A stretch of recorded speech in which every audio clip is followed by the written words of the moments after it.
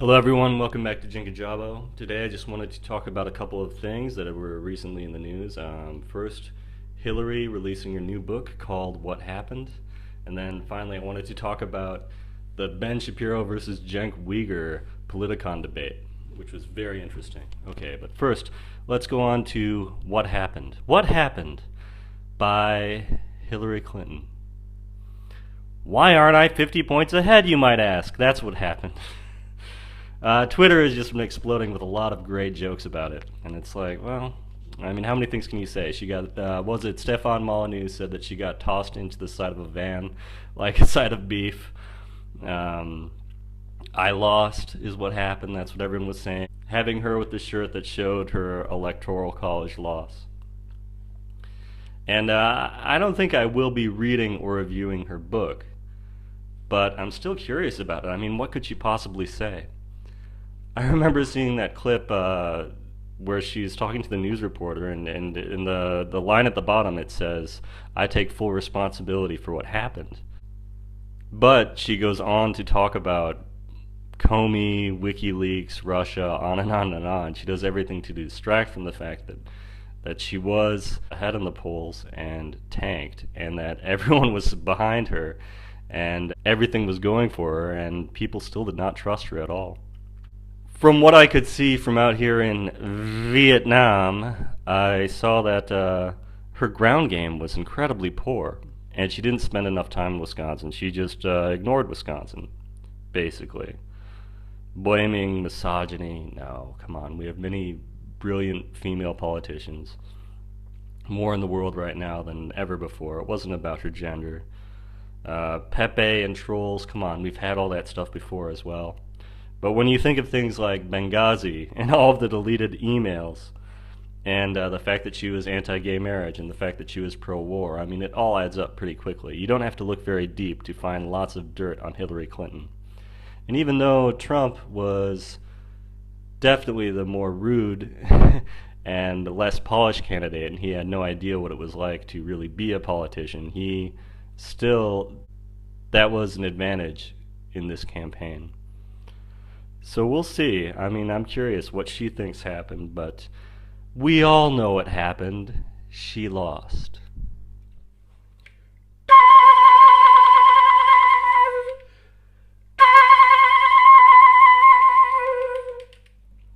The other day, Paul Joseph Watson with InfoWars tweeted out that we should have a contest to see how many people can go up to her and explain to her what happened at book signings and all that.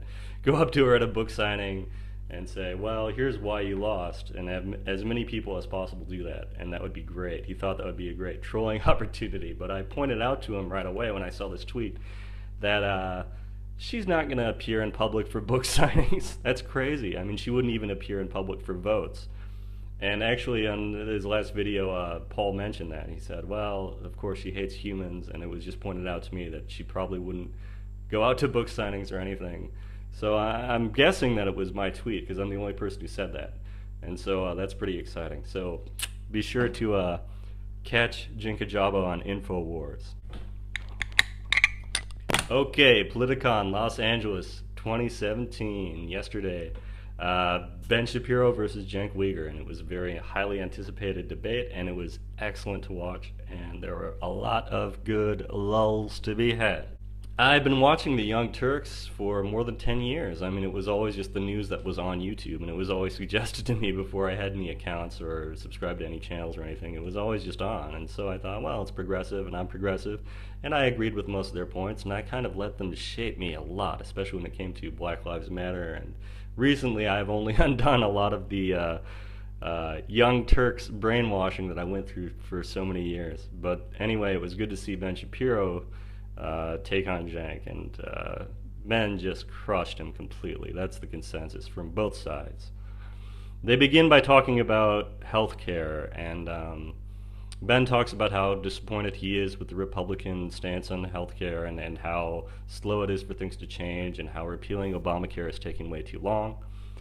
And he goes on to talk about why socialized medicine just simply doesn't work in the American system, which is an idea that I have slowly embraced, even though from the heart, from the feels, we must think, well, of course, everyone is entitled to health care and everything, and they do it in other countries. But when we examine the facts, it doesn't quite add up.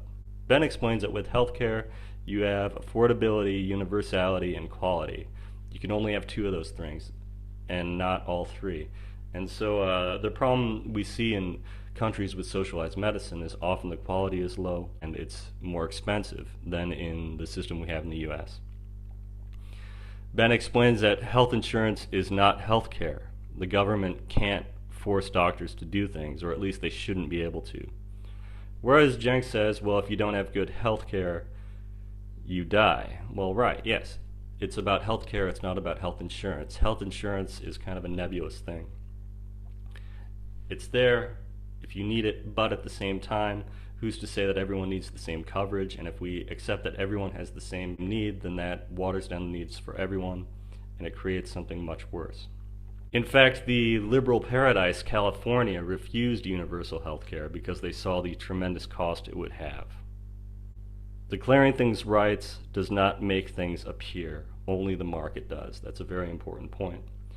But this is a fundamental difference between left and right, and it's something that many of us in the transition, we are trans right-wing, we are still learning a bit about health insurance and how it works. But it is kind of a fraud, and I think that the less regulation, the better. And the examples that Cenk gives are just completely bad. Like he talks about healthcare in Japan. Japan does healthcare all right, well, but they don't have immigration like we do. And cancer treatment is still better in the US, and the innovations in healthcare are coming out of the US. Cenk also says that for Republicans, the golden era was the 50s and 60s, which is completely ridiculous. Ben discredits that by saying, well, at the time we were the only industrialized nation that was producing things, and the whole planet was destroyed, basically, and that's why we were doing so well. But we still had problems like Cold War, we still had civil rights issues and all this.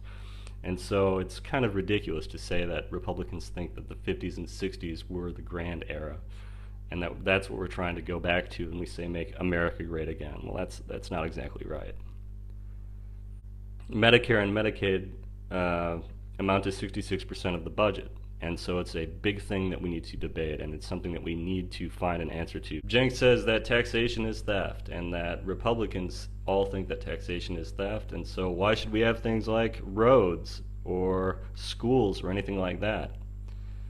Which Ben easily dismisses by saying, look, that stuff is very small in the budget compared to something like healthcare, and that we can all agree on wanting roads, and that Republicans are not anarchists simply for wanting to have less government spending, which is what this debate really boils down to. As Ben clearly points out, Democrats and Republicans are both committed to donors, and Cenk says corporations give more than unions, even though he admits that unions give a lot to campaigns, as they did in this 2016. And he says, Google it. That's Cenk's big line, which if it hasn't become a meme yet already, it will. He says, just Google it. Corporations give more than unions, even though he shyly admits that unions do give a lot. And so I called him out on his bluff, and I actually did Google it, and I found from opensecrets.org, the 2015-2016, there were equal donations from both sides for businessmen, meaning businesses contributed equally to Democrats and Republicans, whereas the majority of the labor unions, that's 88%, and ideological groups, 67%, gave to the Democrats. And so by Googling his facts, I called him out on his bluff, and it turns out that Cenk was indeed wrong. I don't want to make it sound like I completely agree with Ben, however. Cenk did point out something a bit disturbing, and that's that Ben was in support of the Iraq War. Now, times have changed a lot, but that's a big reason I didn't like Hillary. And so people make mistakes and all that. I'm just saying, yeah, Ben is not perfect either. But in this debate, clearly he was factually wrong. Clearly this was more than just looking at one issue, healthcare or the southern states or anything like that, but it's more looking at the whole big picture, big government versus little government. Uh, Cenk says that the Republicans say, well, we don't like big government, but we like to be inside your uterus. And the audience boos at him, and I've seen him on TV for more than 10 years now, and I've never heard the audience respond to him with that much groaning and booing, and I've never seen the look on his face. He was just done for at that point. And you know, I don't like the Iraq War, but I see his point on life, and personally, I am pro-life, just like 50% of the women in America. And so to say that that's just a left versus right thing is a complete oversimplification. Overall, Ben says that government spending should be decreased, whereas Cenk says it should be increased, even though point by point there might be some disagreements. And of course, certainly looking at the Iraq War, that was $1 trillion that could have gone into education and all that. I'm not sure what Ben's reasoning was for that, or his history, but I'm curious about finding out more, his involvement, his interest, his thinking about the Iraq War, because I know that Cenk was deeply against it, and that's one thing that I still admire about him.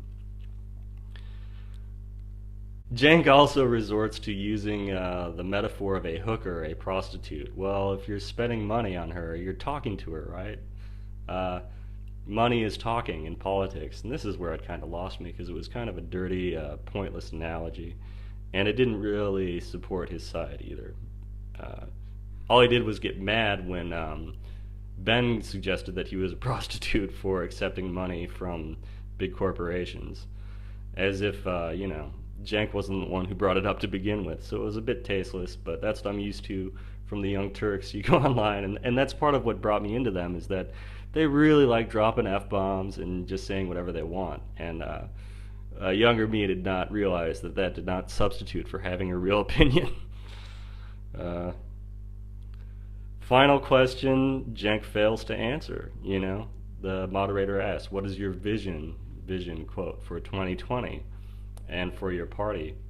And Cenk is just down for the count at that point. He shouts, USA, USA, USA, and he walks off the stage humiliated. So, the Young Turks, it takes money from government in the sense that it takes money from the same suppliers, the same investors that are putting things in to advance specific candidates, whether it's Bernie Sanders or anyone else. And so, all in all, I agree with the consensus that Cenk didn't do very well. And I was very happy to see Ben succeed, and there was talk that Ben and Cenk would both be running in 2020, and I hope that happens, because I would love to see more of these debates. Anyway, that's all I got for you. Thanks for listening. More content soon. Bye-bye.